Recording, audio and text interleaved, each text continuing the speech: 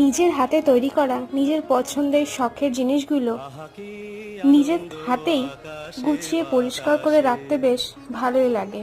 আর এই জিনিসগুলো নিজের মতো করে একটু গুছিয়ে রাখতে গিয়ে হঠাৎ মনে পড়লো, অনেক কাজই করেছি কিন্তু কখনো যামিনী রয় পেন্টিংটা একদমই করা হয়ে ওঠেনি কোনো কিছুর ওপরে।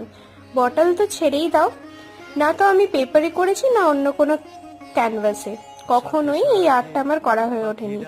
তাই তখন হঠাৎ করেই মনে পড়ে যে এরকম একটা বটলের কালেকশন আমার কাছে আছে, যে বটলের ওপরে যামিনী রয় আর্টটা কিন্তু জাস্ট পারফেক্ট যাবে। তো যেমন ভাবা তেমন কাজ, সঙ্গে সঙ্গে লেগে পড়লাম একটা যামিনী রয় পেন্টিং করতে। আর এই হচ্ছে সেটার ফাইনাল লুক। যদিও এটার কাজ এখনো বাকি আছে, এটার ফাইনাল যে টাচ আপটা দেবো সেটা অবশ্যই নেক্সট একটা পার্টে তোমাদের সাথে শেয়ার করব। বাট এটা কেমন হলো অবশ্যই আমাকে কমেন্ট করে জানিও।